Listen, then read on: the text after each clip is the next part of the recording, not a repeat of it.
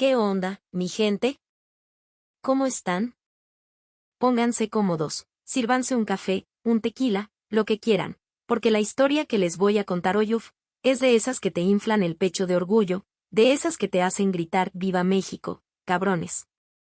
Hoy no vamos a hablar de política aburrida ni de tratados que nadie entiende. Hoy vamos a hablar de cómo, en el escenario más tenso que se puedan imaginar, México no usó armas, no usó amenazas, no México usó estilo. Usó cultura. Usó una simple y chingoncísima chamarra para darle una lección de diplomacia al mundo entero y dejar a los gringos con la boca abierta. El título de este video podría ser, El secretario de Defensa gringo enloquece con un regalo de México. Y no estoy exagerando. Quédense, porque esto se va a poner bueno. Imaginen la escena. Un salón de conferencias en el Pentágono, en Washington, D.C. El aire acondicionado está tan fuerte que te cala los huesos, pero el ambiente está todavía más frío. Es una de esas salas impersonales, diseñadas para intimidar, una mesa de caoba tan larga como un día sin comer, pulida hasta ser un espejo oscuro que refleja los rostros serios de todos los presentes. De un lado, la delegación estadounidense, liderada por el secretario de Defensa, un general de 4 estrellas retirado, un hombre con una cara tallada en granito y la mirada de quien ha visto demasiadas guerras. Del otro lado, nuestros representantes, encabezados por el general Armando Sandoval, secretario de la Defensa Nacional. Un hombre de pocas palabras, con la piel curtida por el sol de México y una calma que puede ser tan imponente como el volcán Popocatépetl. La tensión se podía cortar con un cuchillo. Llevaban horas hablando de los temas de siempre, la seguridad en la frontera, el narcotráfico, el flujo de armas. Las palabras eran diplomáticas, pero el subtexto era claro. Acusaciones veladas, una presión constante, esa dinámica de poder que ha definido nuestra relación con el vecino del norte durante 200 años. Los estadounidenses hablaban con la arrogancia de quien se siente dueño del tablero, y los mexicanos respondían con una dignidad estoica, aguantando vara, defendiendo nuestra soberanía con cada frase medida. Era un ajedrez agotador, una batalla de voluntades en un cuarto sin ventanas. El General Sandoval apenas había tocado su vaso de agua. Observaba, escuchaba, con esos ojos que parecían contener toda la historia de México, la buena y la mala. Sabía que esta reunión no iba a cambiar el mundo, pero también sabía que los símbolos importan. Y él, esa tarde, traía unas bajo la manga. Unas tejido con hilos de oro y alma oaxaqueña. Finalmente, la reunión termina. Los apretones de manos son firmes, pero fríos. Se llega a la parte del protocolo, el intercambio de regalos. Los estadounidenses entregan una placa conmemorativa, un objeto pulcro, pesado y completamente desalmado, de esos que terminan en una vitrina acumulando polvo. Predecible.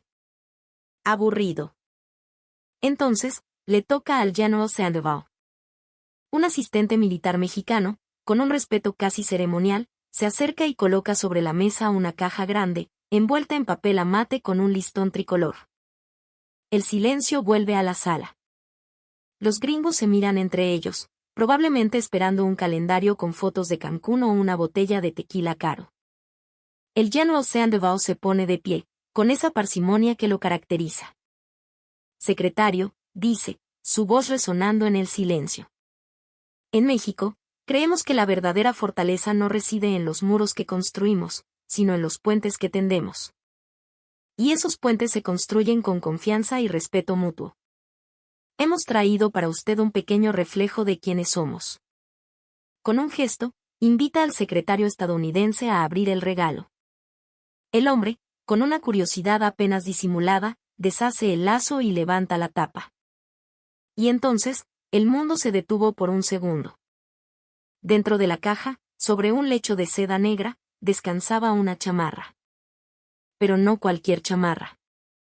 Era una pieza de arte, una declaración de principios hecha prenda de vestir. El diseño era moderno, una bomber jacket de lana negra, elegante y masculina. Pero la espalda mi gente, la espalda era un lienzo.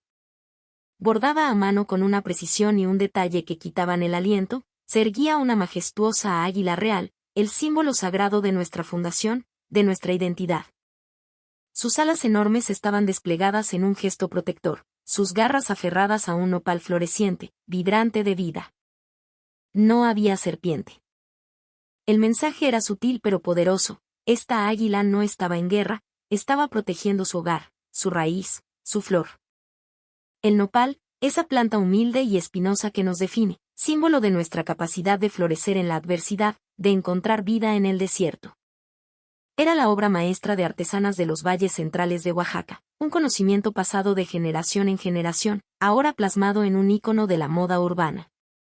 Cada puntada era un susurro de historia. La sala quedó en un silencio sepulcral.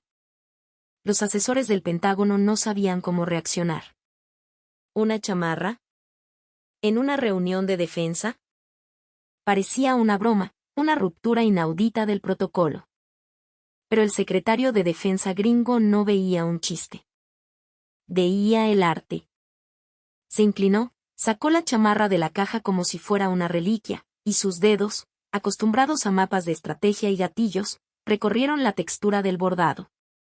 Un hilo dorado delineaba las plumas del águila, dándole un brillo casi divino.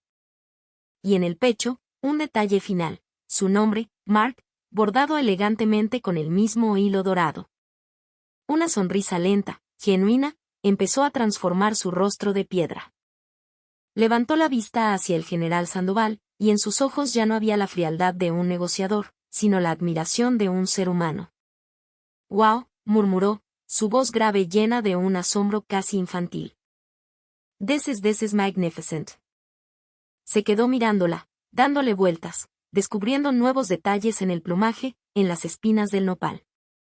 «¡Qué chulada!», soltó en un español aprendido, la palabra sonando extraña pero sincera en su boca. Fue entonces cuando el general Sandoval asestó el golpe final, el que derribaría el muro de hielo. «El águila real es nuestra soberanía, nuestra fuerza, la que vuela más alto», explicó con calma. «Y el nopal es nuestra gente, nuestra tierra. Resiliente, capaz de sobrevivir a todo y aún así, dar fruto y flor. Esta chamarra no es un regalo, secretario. Es un mensaje. Somos vecinos, somos socios. No somos su patio trasero, somos la casa de al lado, con nuestra propia historia, nuestro propio orgullo y nuestra propia fuerza. Somos iguales». Lo que pasó a continuación, mi gente, fue lo que le dio la vuelta al mundo. El secretario Mark Austin, un hombre que seguramente no había roto el protocolo en 40 años de carrera, hizo algo impensable. Sin dudarlo un instante, se quitó el saco de su carísimo traje de miles de dólares, lo dobló cuidadosamente sobre su silla y se puso la chamarra mexicana. Le quedó perfecta. Se miró en el reflejo oscuro de la mesa de caoba, ajustándose el cuello. Se irguió. La pieza, lejos de verse informal, le daba un aire de poder relajado, de una autoridad que no necesita uniformes. A su lado, el general Sandoval se desabrochó su propio saco militar para revelar que él llevaba una versión idéntica de la chamarra, pero en un profundo azul marino, con su apellido, Sandoval, bordado en el pecho. Por un instante, ya no eran dos oficiales de naciones en perpetua tensión. Eran dos hombres, dos viejos amigos compartiendo un momento. Y entonces, el gesto que selló el pacto. El secretario Austin abrió los brazos y, en lugar del típico apretón de manos para la foto, le dio al general Sandoval un abrazo. Un abrazo de verdad, de esos que se dan entre compás, una palmada fuerte en la espalda. Un abrazo. En el corazón del imperio. Los flashes de las cámaras de la prensa, que habían estado en un silencio atónito, estallaron en una sinfonía de luces, capturando un momento que se volvería histórico. La diplomacia de la chamarra había nacido. Lo que siguió fue una locura, una avalancha que nadie vio venir. La foto del abrazo, con los dos secretarios enfundados en sus chamarras bordadas, fue la primera en filtrarse. El propio secretario Austin la subió a sus redes sociales personales con un texto simple: Best gift ever. Thank you, Mexico. ¡Pum! La internet explotó. En cuestión de horas, el post tenía cientos de miles de me gusta. Los hashtags chamarra diplomática y estilo mexicano se convirtieron en tendencia mundial, no solo en México o Estados Unidos, sino en Japón, en Brasil, en Francia. Los medios de comunicación, que esperaban una nota aburrida sobre acuerdos de seguridad, se encontraron con una historia mucho más poderosa.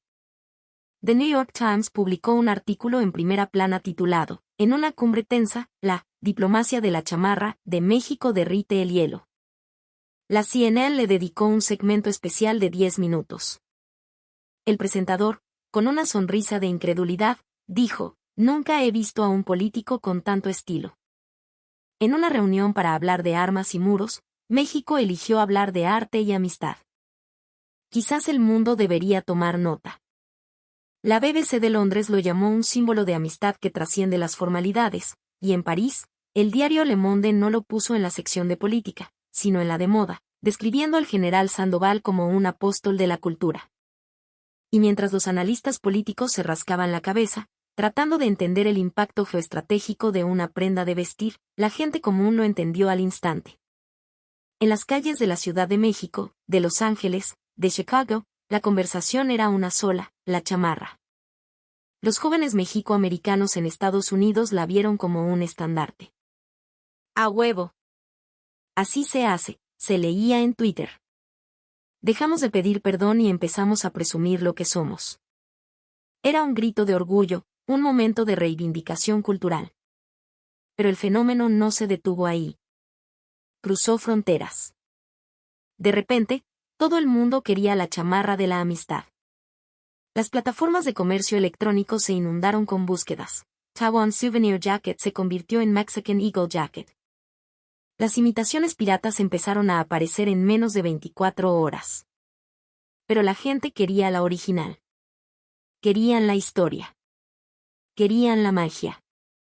Y esa magia, mi gente, residía a miles de kilómetros de Washington, en un pequeño taller bañado por el sol en un pueblo de Oaxaca.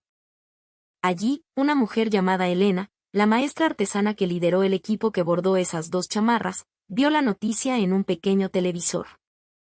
Cuando vio la foto del general estadounidense portando su creación, con esa sonrisa de niño, las lágrimas se le escaparon. Se le salieron sin control, lágrimas de pura alegría, de un orgullo que le llenaba el alma.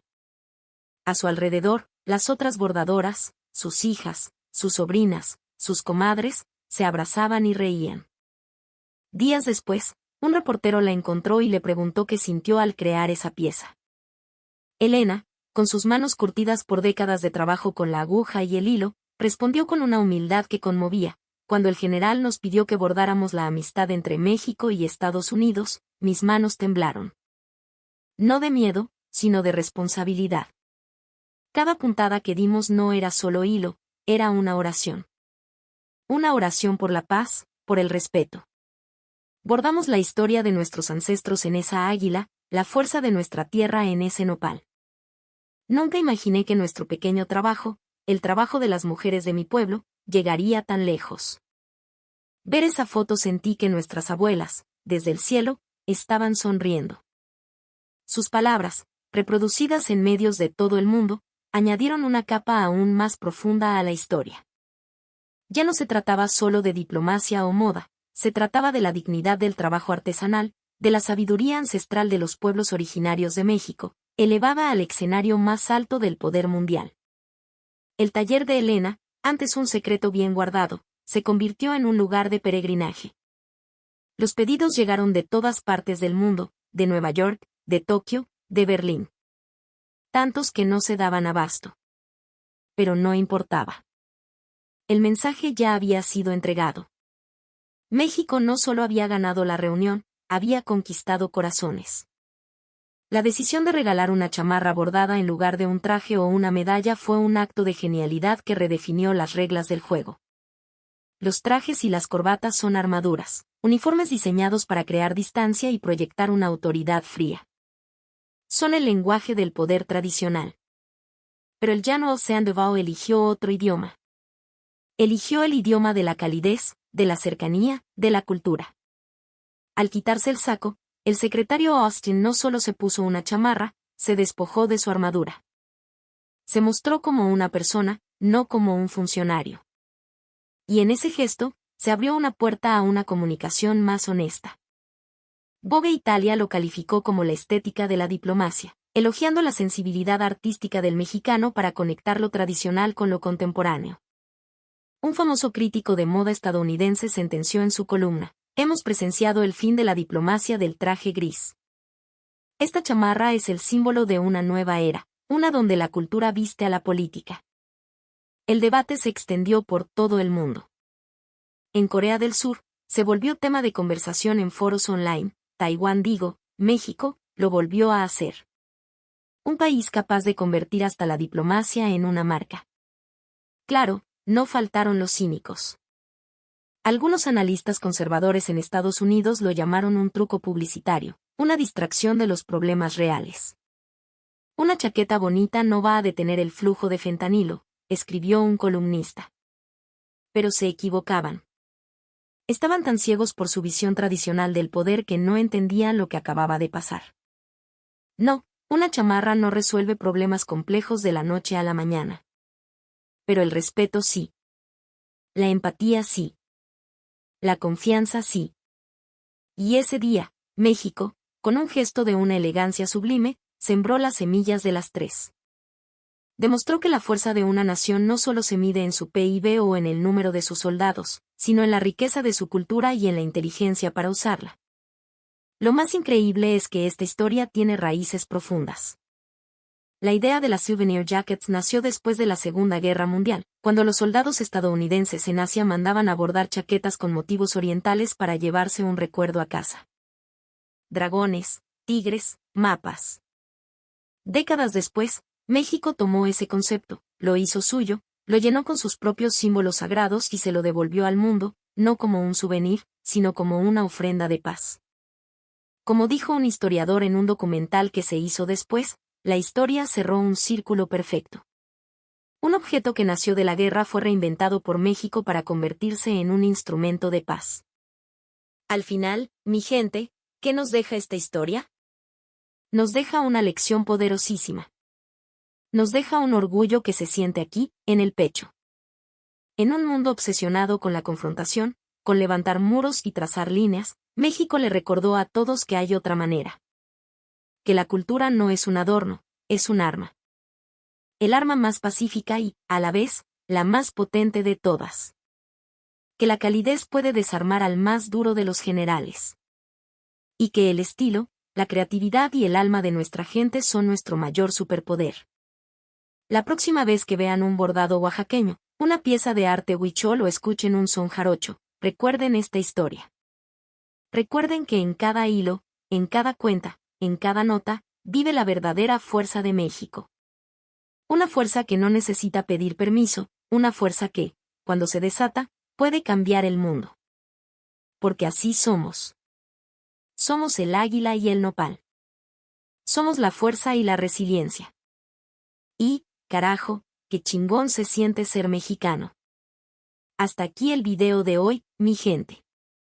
Si les gustó, si se sintieron tan orgullosos como yo, déjenme su like, compartan esta historia y cuéntenme en los comentarios qué sintieron. Nos vemos en el próximo video.